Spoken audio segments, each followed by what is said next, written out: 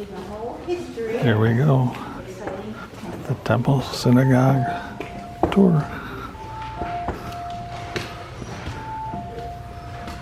Now, it looks like a cathedral, but it never was, and I'll explain why it looks like a cathedral. So we'll sit right in the front. So it's like a holy church. I sure do.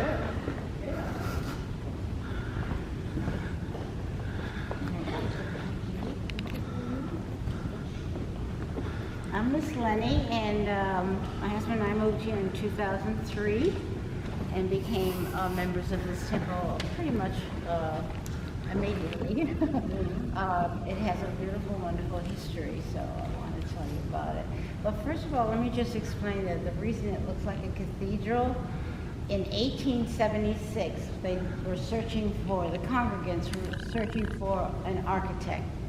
And the only architect they could find only knew how to build churches. That was number one. Number two, that Gothic, neo-Gothic look was very popular in the 1870s. But it's Instagram, that you on the computer, Instagram, had a survey about a year and a half ago. I don't know why they did it, but they said look for the most beautiful synagogues in the world. Well, most of them were in Europe, obviously. There were two in the United States. One was in New York and us. So we're already famous in the modern computer world. So this is probably, because kids need their time, but this is, the building was built in 1976 and was used as a synagogue beginning in 1878. But the congregation began in 1733. So that's what I want to take you back. I don't know if you know this. Who sailed the ocean blue a long time ago? Christopher. Christopher Columbus. I don't know if you taught. Well, they teach you that anymore. Maybe they don't even teach it anymore. Yes, it's in 1492. Queen Isabella in Spain. Am I in your way there? No, you're good. Oh, she's filming you. Oh, I don't know. You don't want to. So in 1492, Queen Isabella, who supplied the funds to have Christopher Columbus ship and supplies and so forth, but she decided, after 300 wonderful years that Jews lived in Spain, she didn't want Jews there anymore, and she wanted the country to be totally Catholic. And if you wanted to stay, you had to convert, and if you didn't convert, you'd put in jail, or you could flee and go to another country. And this is what happened in 1492. It had nothing to do with this temple and congregation yet. So what happened, which is very hard for me to believe that it happened, but it did. The Jews that lived in Spain did not want to leave, most of them, so they pretended to convert to Catholicism. But they kept their services, the Passover and Kippur and Friday night and Saturday morning services, and they did it in people's garages, in their basements. They had to hide. Now, Queen Isabella also had this guy called the Grand Inquisitor, and he had spies, like the head of the CIA, to ferret out anybody who was pretending to be Catholic but wasn't. So the Jews were constantly in terror of being found out. What I don't understand how they could have done it for over 200 years in secret. They were called conversos. The history books called them conversos. They pretended to convert, but they didn't. They kept their Judaism going. How they did that, I don't know.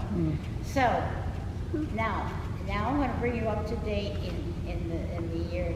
That was 1492, 1592, 1730. There was a group of Jewish people in Spain who felt that maybe we'll go to Portugal and then we can So they all moved, not all, about 40 out of them, moved to Portugal. And one of them was a Dr. Nunez. And so they lived there for about 2-3 years, but it was a constant problem. And then one night or day, Dr. Nunez, his wife and a couple of kids, and some other people were observing, I think it was the Passover. They got caught by the spies and got thrown in jail. But the Grand Inquisitor had some ailments, and this doctor was his doctor. So he let them go. But they were really watched after that. Pays to be a doctor. It's the moral of that story. But anyway, they were there in Portugal, and of course learned Portuguese, and they spoke Spanish. They were Sephardic Jews. And they were okay for a while in Portugal.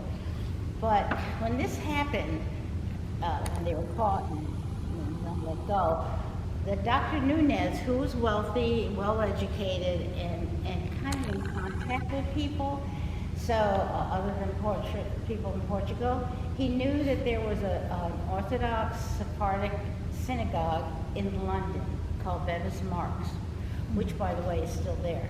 Dates from the 1400s. No, the 1600s, sorry. The Torah dates from the 1400s anyway. Anyway, it was a long time ago. So he also must have known how to make contact with a captain of a ship, which he did, and he had the money to pay for it. And so this ship's captain took his boat and anchored off the coast of Portugal. And Dr. Nunez gave a big party, so the spies were not suspicious. Of course, Isabella died with it. All the royalty kept that, Catholics only lived in Spain. So he felt the spies felt, well, there he goes again having another party. And the women, of course, wore those huge skirts those days, so they hid all their possessions under the skirts, got on the boat in the middle of the night, pulled anchor, and off to London they went, about 44 of them, and the captain. And the congregants, when they got to London, they made contact with this Bevis Marks synagogue, which, as I said, is still there. In fact, they had some people from England a couple of weeks ago. They knew that where the synagogue was, and they knew about it. The people were happy to help fellow Jews in trouble. So sure, we're here. We'll give you all any help we can. So what happened is, first of all, they didn't speak English. They had to learn how to speak English. They had to find jobs. They weren't happy. The 40-odd Sephardic Jews were not happy there. And over a period of 2-3 years, the congregants of the synagogue weren't happy having them because they were supporting them in many ways. Okay, so put all that information on the back burner, and let's talk about King George. I'm trying to give you the history here. King George had, of course, English, all New England, Massachusetts, Connecticut, all was from the British. And also Charleston, which was a jewel in his crown. He loved Charleston, King George. Okay, so he had a big worry because this was just, Georgia was just a huge piece of land inhabited by Indian tribes. He was very worried, King George, that Spain pretty much owned Florida at the time, the Spanish Catholics, Florida. His fear, King George, was that these Spaniards, England and Spain kept having these 100-year wars, and they were not very nice to each other. And George's fear was that this group, this Spanish armada, their ships, their soldiers were going to one day just come up. All you do is have to come up the Atlantic Ocean in Charleston, or you could come through the land, going through this big piece of land, which wasn't Georgia at the time, and get to Charleston. So his fear was that these Spaniards had their eye on getting to Charleston, and he wanted to safeguard Charleston. So he decided he needed some kind of fort or some kinds of hindrance for these Spaniards not to get past. So he chose a man by the name of Oglethorpe. Did you see that name on the statues everywhere? He was an interesting guy. Too bad we don't have politicians like him anymore. He was very well educated, with high morals. And he didn't have a family. He was a member of Parliament, and so King George appointed him. He was a general, up there in the army. Appointed him to create some kind of a colony in this land right near Florida, right near the border of Florida, to keep any Spaniards' evil thoughts away. So Oglethorpe said, sure, okay. And he was given a ship with supplies, and he got 120 people. Where did he get 100? He wasn't married, he didn't have children or anything. So he was a good person to put in this kind of situation.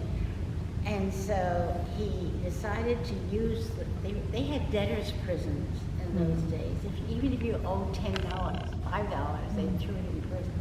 They weren't killers, they weren't thieves, and so he got most of his people, we got about 120, from the debtors' prisons. And the ship was supplied by the royalty, by the king. And on the ship they went, and they sailed in February of 1733. And they lay, I don't know if you've been to the waterfront down there, the Savannah river. That's where they stopped, the Savannah River. They came onto the land, and there were Indian tribes, but they were friendly. They weren't Hollywood's version of Indians.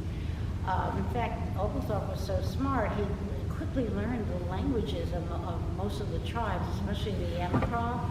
There's a statue of Topochichi, I think that's how you say his name, the chief. And Oglethorpe got very friendly with Tomochichi and took him with one of his trips back to London. He took the chief with him just to show him what London is. Anyway, so that Oglethorpe came in February 1733, and he gave each person free a big piece of land to build their house of worship, to build a home, and in the outskirts a plot of land to grow their crops.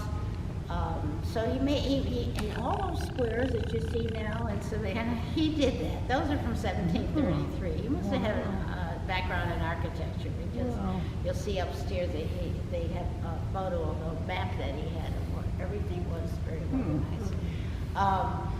So all these squares you're looking at have been here since 1733. So he did that, and he was very happy to do this, and he had built a fort and made sure that nothing was going to go past. The Spaniards were not going to invade. And they come to they had. That was February, March. At the end of March, he lost about a third of his people because they had yellow fever. They called it yellow fever, probably COVID or influenza of some kind. And so he lost about a third of his people, including his doctor that he had taken with him. So that's in February. Okay. Then, in July of that same year, 1733, back to London for a minute, these 40-odd Jews, they were mostly Portuguese and Spanish, Sephardic, but there were two German Jewish families, Ashkenazi, the Sheftals and the Minuses, and they were also on board the ship. So there were about 40-odd people altogether, and the captain. So Oglethorpe heard that I don't know how, it takes days to a telephone, there was no computer, so it takes months for them to go back and forth on the ships. But he was told that there was a group of Jewish people, and he didn't care, he just needed more people. And he heard there was a doctor included in this group, so he was very happy. Now, these Jews was the largest contingent of Jews that arrived in the New World, this boat load of 45 people. So they came in July of 1733. Oglethorpe was February, this is July. And they were welcomed by Oglethorpe and the people, and he gave the same pieces of land and so forth to these Jewish people that he did, yes.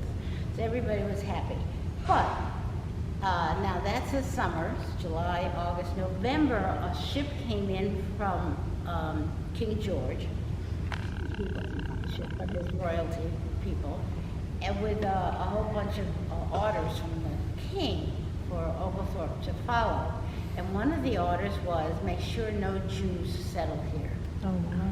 So, remember he was a member of parliament, he knew the rules, and one thing about the English, they follow their rules, their parliamentary rules. You don't make it to make some king happy.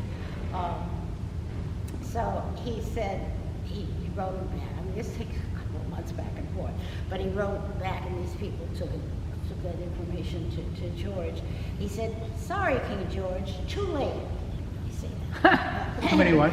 Too late. There's Too late. King George, too late. They're already here. The original charter, this guy was educated, member of parliament, he said the original charter for this colony had 4 prohibitions. One was no spirits, no rum or anything, because people get drunk and don't go to work.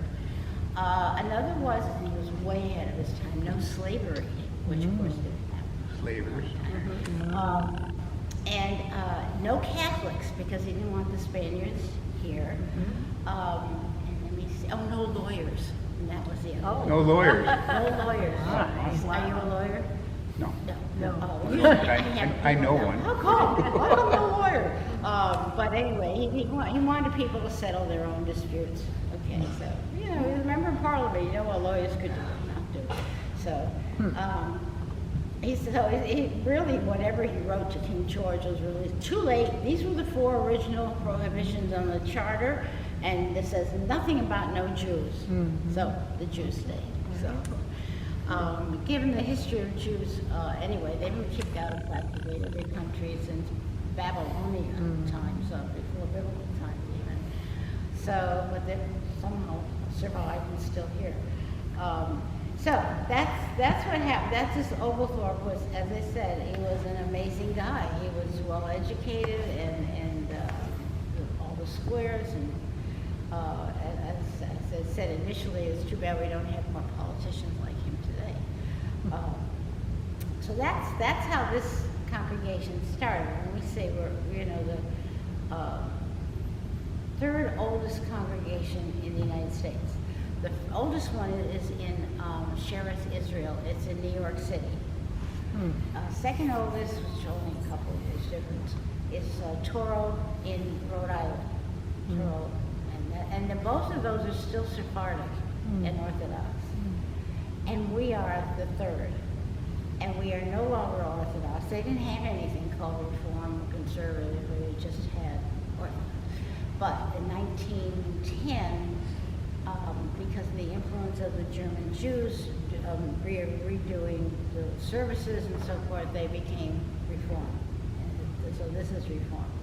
Now Savannah, Georgia, has about 4,500 Jewish people, not families, individuals. But there's this congregation, we have 550 families, which is Reform now. And then we have an Orthodox, we have a Conservative, we have a Jewish Community Center, and we have something called a Chabad, which is a very Orthodox movement. So somehow it happens. Now, I know that some of the people that have been coming through, I do this a couple of times a week, it's all volunteer work. I had 2 couples from Canada last week, and they wanted to know why there weren't any police cars around the Canada. Because in Toronto and Montreal, they had problems, a lot of anti-Semitic problems. And so they have police presence in front of every town. I said, no, we don't, so far. So far we've been pretty fortunate. But I think one of the reasons, I'll give you my theory. About 36 years ago, we moved here in 2003, so obviously it was before my time. They started something called a Jewish Food Festival. This one is from this year. It's usually end of October, beginning of November. And they cordon off the street here and streets. And they have booths.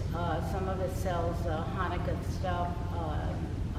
They have matzo ball soup and balinces and chopped liver and Jewish type food.